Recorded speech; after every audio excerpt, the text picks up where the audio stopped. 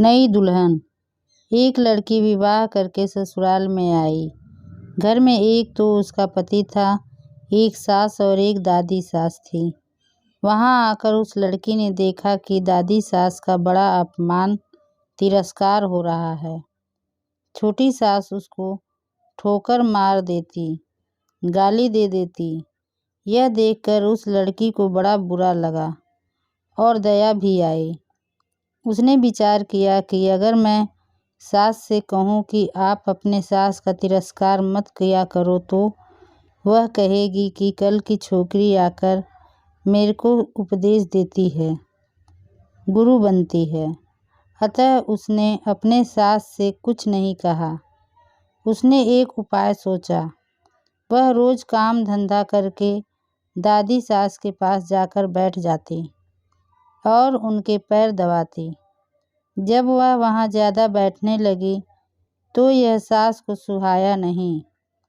एक दिन सास ने उससे पूछा कि बहू वहाँ क्यों जा बैठी?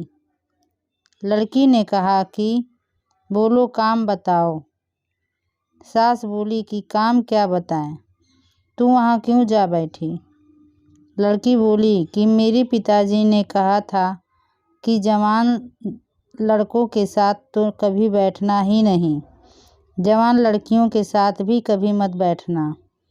जो घर में बड़े बूढ़े हों उनके पास बैठना, उनसे शिक्षा लेना।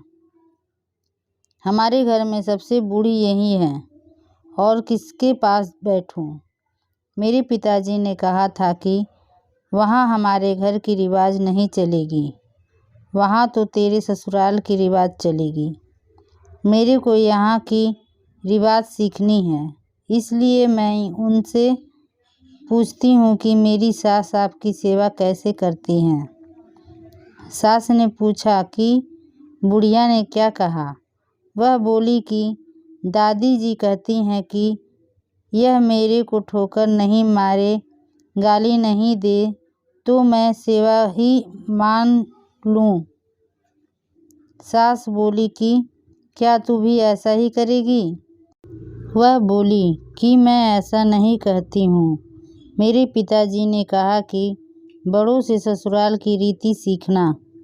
सास डरने लग गई कि मैं अपनी सास के साथ जो बर्ताव करूँगी वही बर्ताव मेरे साथ होने लग जाएगा। एक जगह कोने में ठीकरी इकट्ठे पड़ी थी।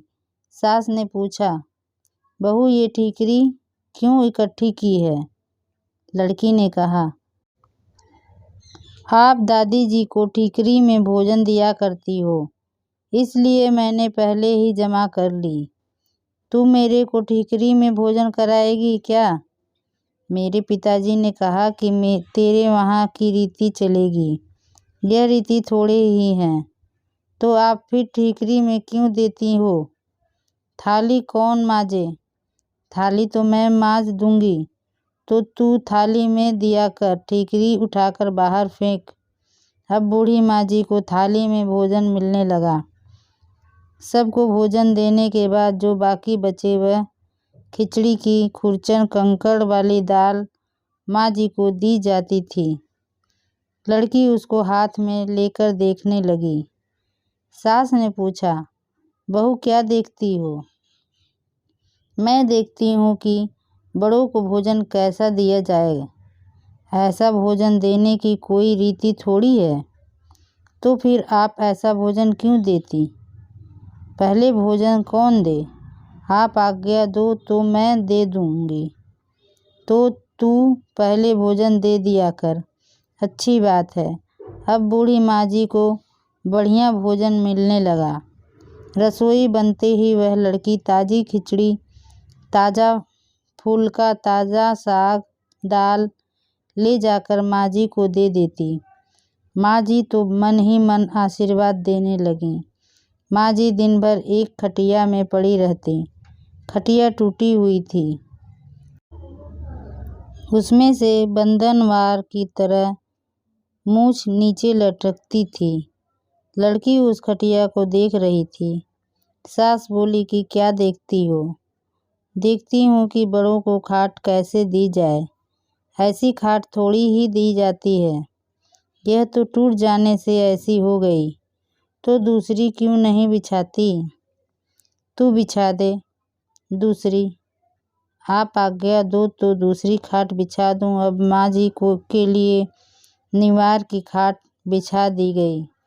एक दिन कपड़े धोते समय वह लड़की माँ जी के कपड़े देखने लगी। कपड़े छलनी हो रखे थे। सास ने पूछा कि क्या देखती हो? देखती हूँ कि बूढ़ों को कपड़ा कैसे दिया जाए। फिर वही बात, कपड़ा ऐसा थोड़ी दिया जाता है। यह तो पुराना होने पर ऐसा हो जाता है। फिर वही कपड़ा रहने दे क्या? तू बदल दे। अब लड़की ने माँ जी का कपड़ा, चादर, बिछावना आदि सब बदल दिया। उसकी चतुराई से बूढ़ी माँ जी का जीवन सुधर गया। अगर वह लड़की सास को कोरा उपदेश देती तो क्या वह उसकी बात मान लेती? बातों का असर नहीं पड़ता, आचरण का असर पड़ता है। इसलिए लड़कियों को चाहिए कि ऐसे ही बुद्धिमानी से सेवा करें और सबको राजी रखें। तो दोस्तों, कैसी लगी आपको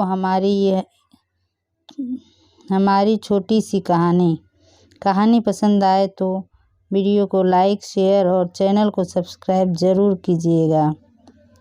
धन्यवाद दोस्तों।